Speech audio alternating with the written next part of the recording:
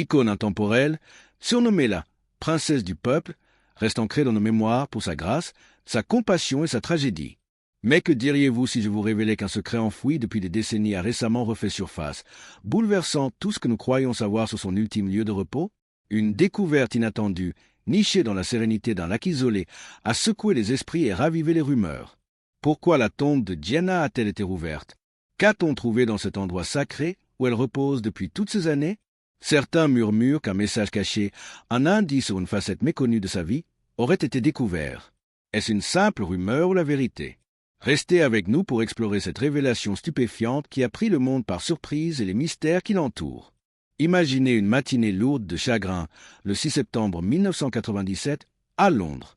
À 9h08 précises, les cloches solennelles de l'abbaye de Westminster résonnent, annonçant le début d'un adieu qui allait unir des milliards de personnes dans le deuil. Ce n'était pas un simple enterrement, c'était celui de Diana, princesse de Galles, une femme dont le charisme avait conquis le monde. Son cercueil, drapé d'un drapeau sobre mais majestueux, quittait le palais de Kensington, sa demeure pendant tant d'années, portée par la King Estro et escortée par un cortège émouvant. Les rues de Londres, bordées d'une mer de fleurs, semblaient retenir leur souffle alors que le cortège avançait vers le palais de St. James, où le corps de Diana avait reposé 5 jours après son tragique accident. Là, le drapeau de l'Union fut mis en berne, un hommage vibrant à une femme qui incarnait l'espoir pour tant de gens. À l'abbaye de Westminster, 2000 âmes se réunirent, le cœur brisé, tandis que des millions d'autres suivaient l'événement à la télévision. Avec un pic d'audience de 32,1 millions au Royaume-Uni et environ 2,5 milliards à travers le monde, ces funérailles devinrent l'un des moments télévisés les plus marquants de l'histoire. Du tintement des cloches au silence des foules, le monde entier s'arrêta ce jour-là pour honorer une femme extraordinaire. Mais au-delà de cet adieu, des questions persistent. Que cache le lieu de repos de Diana? Pourquoi suscite-t-il encore tant de fascination? Avant de plonger dans cette histoire, n'oubliez pas de liker, de vous abonner et d'activer la cloche pour ne rien manquer de ce récit captivant. Préparez-vous, car ce qui suit va vous surprendre. Le dernier adieu à une icône mondiale, minimum 800 mots. Le 6 septembre 1997 restera gravé dans l'histoire comme un jour où le monde entier s'est uni dans une douleur collective.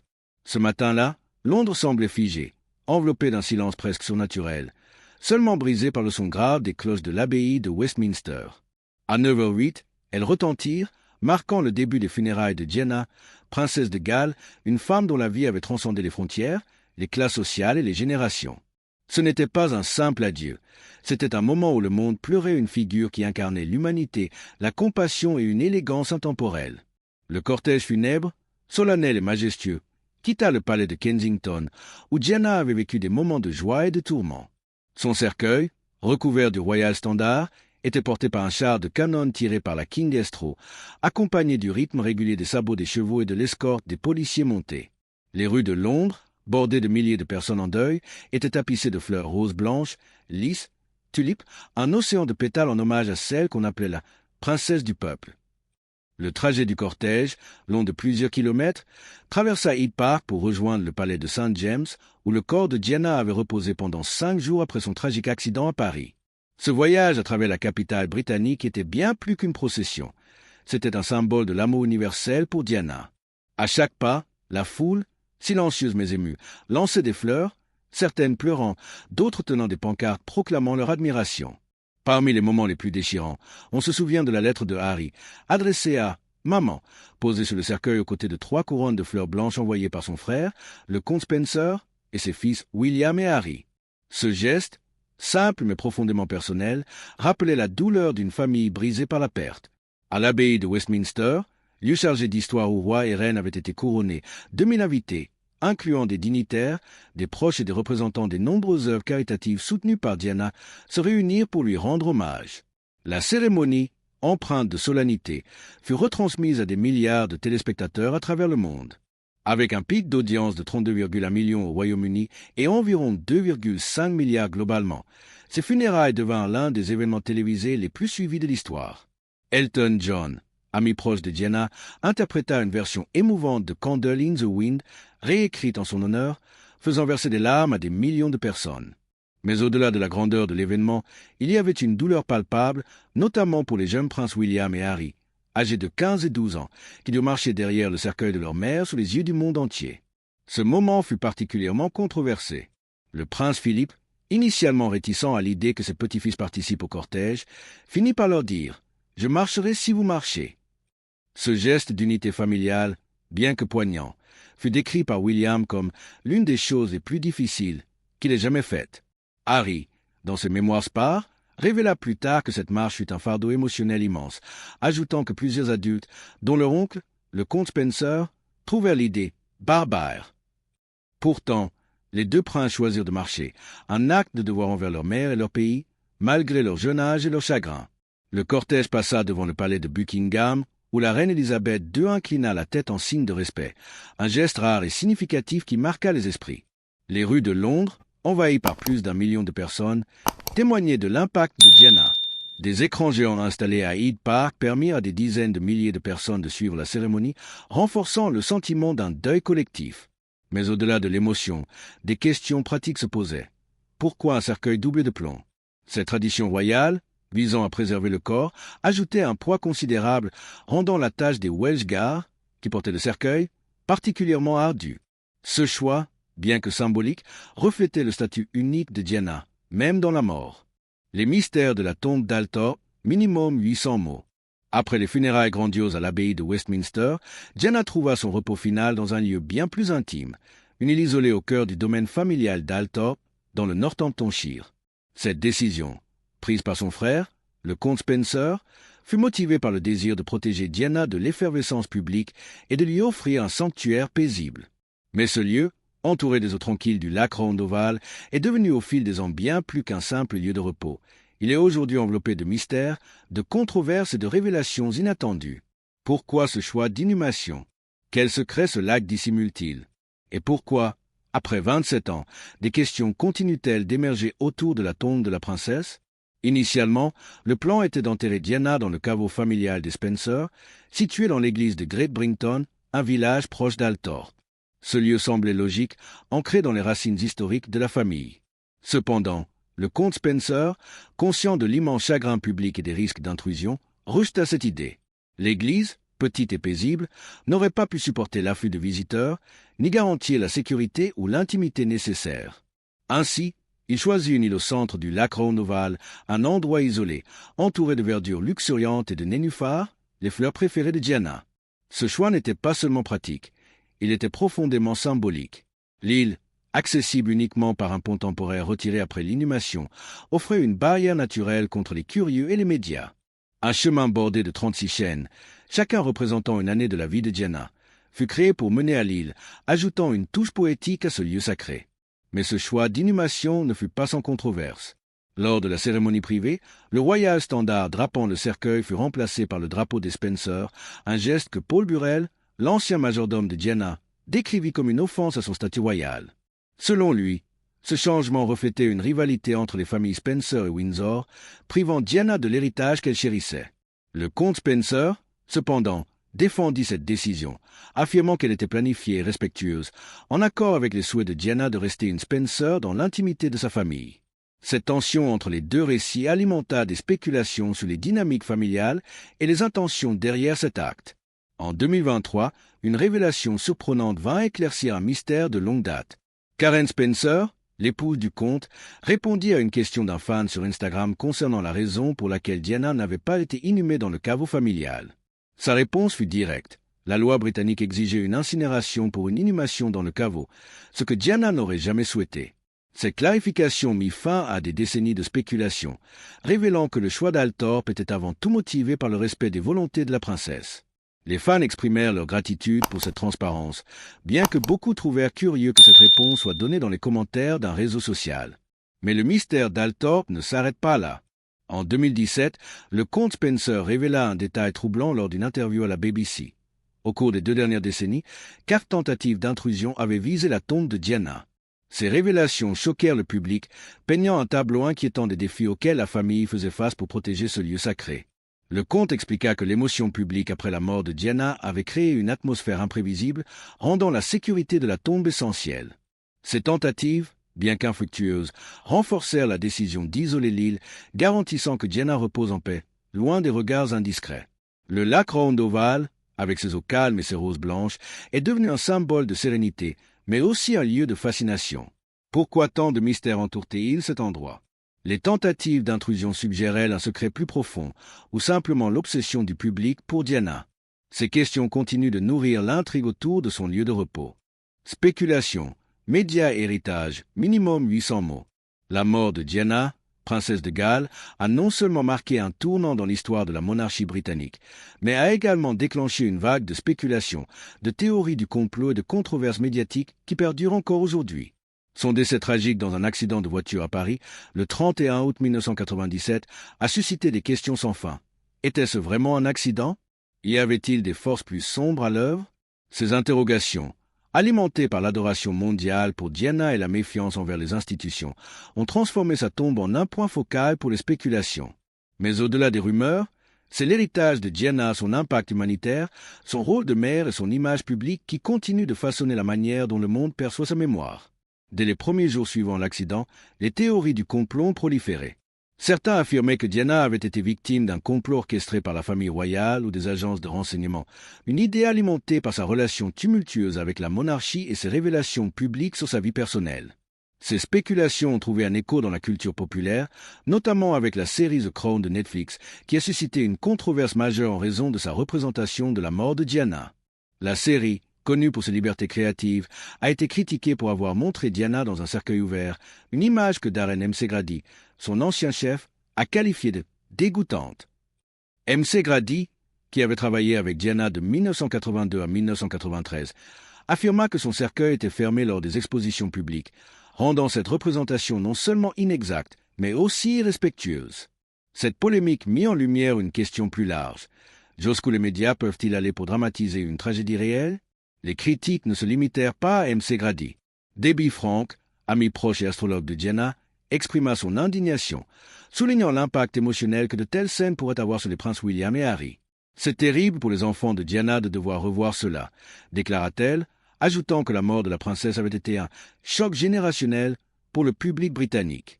Même certains membres de l'équipe de The Crown se dirent mal à l'aise lors du tournage, qualifiant les scènes d'obscènes et d'exploitantes. Netflix, en réponse, précisa que l'accident lui-même ne serait pas montré, mais cette concession ne suffit pas à apaiser les critiques. La controverse rappela à quel point la mémoire de Diana reste sensible, même des décennies après sa mort. Mais au-delà des représentations médiatiques, l'héritage de Diana est également marqué par son travail caritatif. Elle soutenait plus de 500 organisations, dont beaucoup étaient représentées dans le cortège funèbre par des membres marchant derrière son cercueil.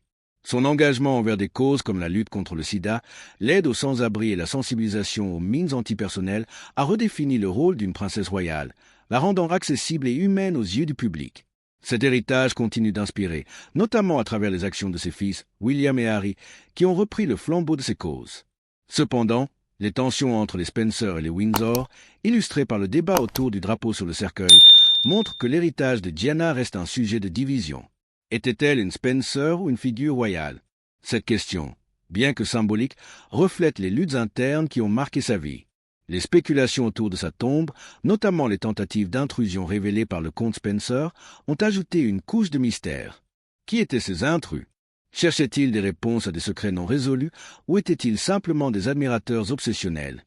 Ces incidents, bien que rares, rappellent la pression constante exercée par la célébrité sur Diana, même après sa mort. Le comte Spencer, dans une interview émouvante, raconta une anecdote glaçante. Diana lui avait confié qu'un homme avait juré de la harceler jusqu'à sa mort et même de profaner sa tombe. Cette révélation souligne la face sombre de sa vie publique, marquée par l'intrusion incessante des paparazzis et des tabloïds. L'impact culturel et émotionnel de Diana, minimum 800 mots. La mort de Diana n'a pas seulement marqué un moment de deuil mondial, elle a redéfini la manière dont les figures publiques sont perçues, en particulier au sein de la monarchie britannique. Surnommée la princesse du peuple, Diana a brisé les barrières traditionnelles de la royauté, devenant une icône mondiale grâce à son authenticité et sa vulnérabilité. 27 ans après sa disparition, son influence reste palpable, non seulement dans les mémoires de ceux qui l'ont connue, mais aussi dans la culture populaire, les médias et les actions de ses fils, les princes William et Harry. Mais cet impact va bien au-delà de son image publique. Il touche à des questions plus profondes sur la célébrité, la vie privée et la manière dont une société pleure ses héros. L'un des aspects les plus frappants de l'héritage de Diana est la manière dont elle a transformé la perception de la monarchie. Avant elle, Les royaux étaient souvent vus comme distants, enfermés dans un protocole rigide. Diana, avec sa chaleur et son accessibilité, a changé cela. Ses visites dans des hôpitaux, ses étreintes avec des patients atteints du sida et son engagement envers des causes impopulaires à l'époque, comme la lutte contre les mines antipersonnelles, ont montré une royauté humaine et engagée. Cette approche a inspiré une nouvelle génération de royaux, notamment William et Kate, qui ont adopté une attitude similaire dans leurs engagements publics. Harry, dans ses mémoires Spare, évoque souvent l'influence de sa mère, décrivant comment ses valeurs humanitaires guident encore ses actions, notamment à travers son travail avec les Invictus Games. Mais cet héritage positif est contrebalancé par une ombre plus sombre, l'intrusion médiatique qui a marqué la vie de Diana. Les paparazzi, qui la poursuivaient sans relâche, ont contribué à sa mort tragique dans le tunnel du pont de l'Alma à Paris. Cette réalité a suscité un débat mondial sur les limites de la presse et le prix de la célébrité. Les révélations du comte Spencer sur les menaces contre la tombe de Diana, y compris l'histoire glaçante d'un homme promettant de profaner sa sépulture, rappellent à quel point ces pressions médiatiques étaient invasives. Ces incidents ne se sont pas arrêtés avec sa mort. Ils ont continué à hanter sa mémoire, transformant son lieu de repos en un symbole de lutte pour la paix et l'intimité. Dans la culture populaire, Diana reste une figure omniprésente. Des films comme Spencer et des séries comme The Crown ont tenté de capturer sa vie, mais souvent au prix de controverses. La représentation de sa mort dans The Crown, en particulier, a été critiquée pour son manque de sensibilité. Les scènes montrant Charles pleurant sur le corps de Diana, ou l'accent mis sur une boucle d'oreille manquante, ont été jugées par beaucoup comme une exploitation inutile de la tragédie. Ces choix narratifs soulignent une tension plus large. Comment raconter l'histoire d'une figure aussi aimée sans franchir la ligne du respect? Pour beaucoup, ces représentations semblent trahir l'essence de Diana, qui était avant tout une mère, une humanitaire et une femme en quête de liberté. L'impact émotionnel de sa mort est encore ressenti aujourd'hui. Pour les Britanniques et pour le monde entier, Diana représentait une lueur d'espoir dans une époque marquée par des bouleversements sociaux et politiques. Sa mort, survenue à seulement 36 ans, a créé un vide que peu de figures publiques ont pu combler. Les mémoriaux spontanés qui ont fleuri devant les palais de Kensington et de Buckingham en 1997, avec des milliers de bouquets et de messages, témoignent de cet attachement. Même aujourd'hui, les visiteurs d'Althorp, lorsque le domaine est ouvert au public, ressentent une connexion émotionnelle avec Diana, comme si sa présence flottait encore dans l'air. Cet impact se prolonge à travers ses fils, qui ont chacun, à leur manière, perpétué son héritage. William, avec son engagement pour la santé mentale à travers It Together, et Harry, avec son travail humanitaire, incarnent les valeurs de compassion et d'accessibilité que Diana leur a transmises. Pourtant, leur relation tendue, amplifiée par les médias, rappelle les luttes personnelles que leur mère a endurées sous les projecteurs. Protéger la mémoire de Diana, minimum 800 mots. Le lieu de repos de Diana, sur une île isolée au cœur du lac Ronoval à Althorp, est bien plus qu'une simple tombe. C'est un sanctuaire, un espace sacré conçu pour préserver sa mémoire loin des regards indiscrets. Depuis son inhumation en 1997, la famille Spencer, et en particulier le comte Spencer, a fait de la protection de cet endroit une priorité absolue. Mais cette mission n'a pas été sans défi. Entre les tentatives d'intrusion, les spéculations publiques et la fascination constante pour Diana, maintenir la sérénité de ce lieu a exigé une vigilance constante. Cette section explore les efforts pour protéger la mémoire de Diana, les visites de ses proches et la signification durable de ce lieu pour sa famille et ses admirateurs. Le choix d'enterrer Diana sur une île au milieu du lac Ronoval n'était pas anodin. Comme l'a expliqué le comte Spencer, l'objectif était de créer un espace où ses fils, William et Harry, pourraient se recueillir en paix, loin de l'attention médiatique et des foules. Le pont temporaire menant à l'île fut retiré après la cérémonie, renforçant l'isolement de la tombe. Harry, dans Spare, décrit ce geste comme une mesure pour éloigner les intrus et offrir à sa mère l'intimité qu'elle n'avait jamais eue de son vivant. Ce choix reflète une volonté profonde de la famille Spencer de protéger Diana, même dans la mort, des pressions qui l'avaient accablée. Mais cette protection n'a pas été sans obstacle. En 2017, le comte Spencer révéla dans une interview à la BBC qu'il y avait eu 4 tentatives d'effraction sur la tombe de Diana au cours des 2 décennies précédentes. Ces incidents, bien qu'infructueux, ont choqué le public et souligné les défis de préserver un lieu aussi symbolique. Le comte expliqua que l'émotion publique après la mort de Diana avait créé une atmosphère chaotique, rendant la sécurité de la tombe cruciale. Ces tentatives, bien que rares, rappellent la fascination malsaine de certains pour la princesse, une réalité qu'il avait poursuivie de son vivant à travers les paparazzis et les tabloïds.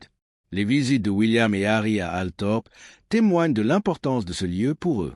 Harry, En particulier, a partagé les souvenirs émouvants de ses moments au lac, décrivant comment il y a emmené Meghan Markle pour rendre hommage à sa mère.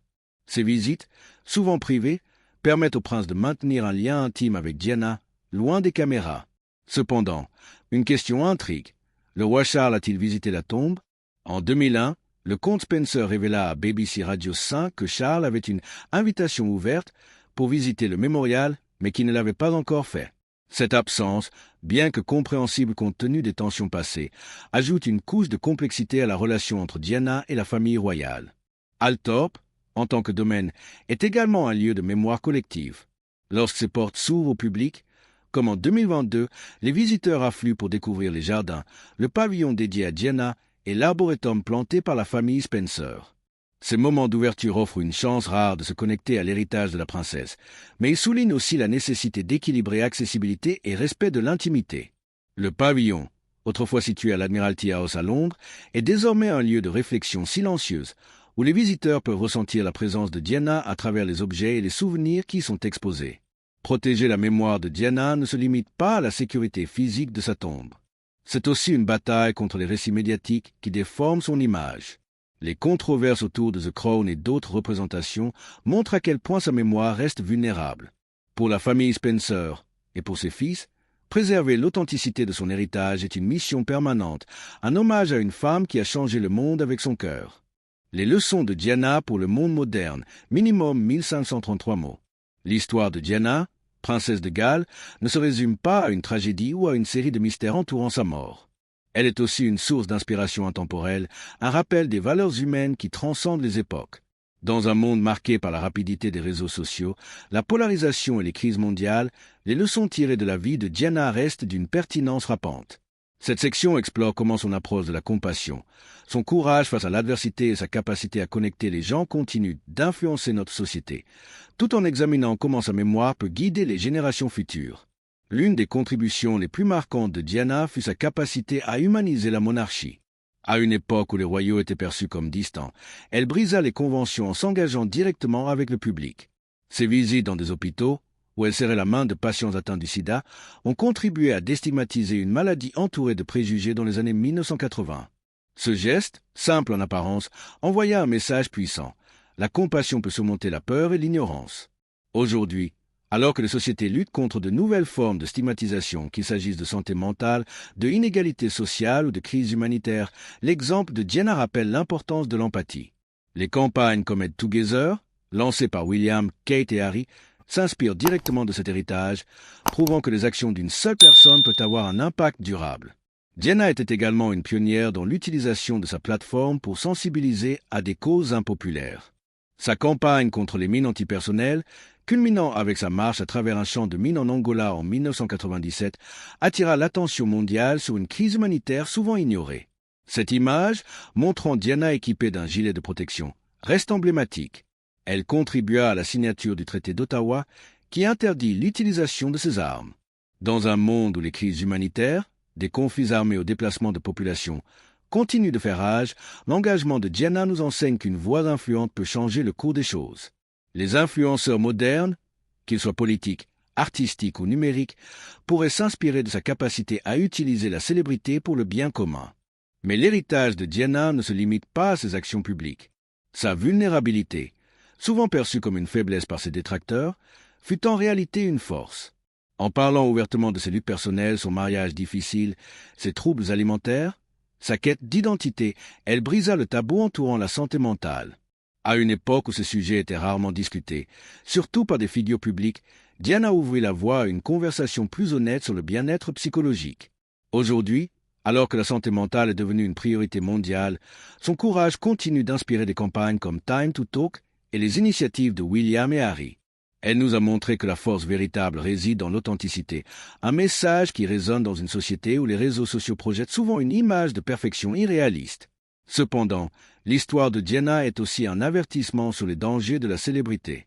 Sa vie fut marquée par une intrusion médiatique incessante qui culmina dans l'accident fatal de 1997. Les paparazzis, qui la poursuivaient sans relâche, devinrent un symbole des excès de la presse à sensation. Les révélations du comte Spencer sur les menaces contre sa tombe, y compris les propos choquants d'un individu promettant de la profaner, montre que cette pression ne s'est pas arrêtée avec sa mort.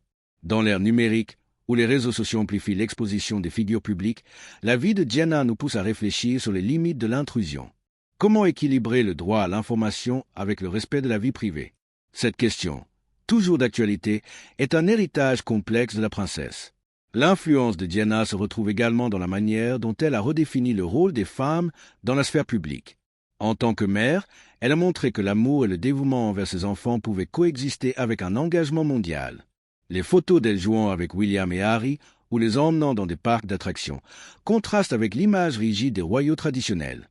Cette approche a influencé la parentalité moderne des royaux, comme on le voit avec William et Kate, qui privilégient une vie familiale accessible. Pour les femmes du monde entier, Gianna est devenue un symbole d'autonomie, prouvant qu'il est possible de défier les attentes tout en restant fidèle à soi-même. Enfin, le lieu de repos de Gianna à Althorp reste un symbole de son désir d'intimité. L'île, entourée de nénuphars et de roses blanches, incarne la paix qu'elle cherchait dans sa vie tumultueuse. Les efforts de la famille Spencer pour protéger cet espace, malgré les tentatives d'intrusion, témoignent de leur engagement à honorer sa mémoire. Les visites de William et Harry, souvent empreintes d'une émotion discrète, rappellent que Gianna était avant tout une mère dont l'amour continue de guider ses fils. Ce lieu, bien que fermé au public la plupart du temps, est devenu un sanctuaire pour ceux qui souhaitent se souvenir de Gianna dans un cadre serein. En regardant vers l'avenir, les leçons de Gianna nous invitent à cultiver la compassion, à défendre les causes justes et à protéger ceux que nous aimons. Son histoire, bien que tragique, est un appel à l'action. Utiliser notre voix pour faire le bien, tout en respectant les limites de l'intimité. Dans un monde divisé, Gianna nous rappelle que l'humanité peut unir, que l'amour peut guérir et que chaque geste compte. Alors, comment pouvons-nous appliquer ces leçons aujourd'hui? Peut-être en écoutant davantage, en agissant avec courage et en honorant ceux qui, comme Gianna, ont changé le monde avec leur cœur. 27 ans après la mort tragique de Gianna, princesse de Galles, son histoire continue de résonner avec une force inégalée. De son enterrement solennel à l'abbaye de Westminster, suivi par des milliards de personnes, à son lieu de repos paisible sur une île du lac Roanoval à Althorp, Gianna reste une figure qui transcende le temps. Cette vidéo a exploré les mystères, les controverses et les révélations entourant sa tombe, mais aussi l'impact durable de sa vie. Que nous apprend cette histoire? Que Gianna était bien plus qu'une princesse. Elle était une mère, une humanitaire, une icône dont la lumière continue d'éclairer le monde.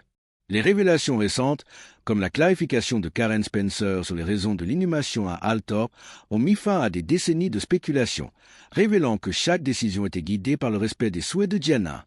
Les tentatives d'intrusion, bien que troublantes, témoignent de la fascination qu'elle exerce encore, mais aussi de la détermination de sa famille à protéger sa mémoire.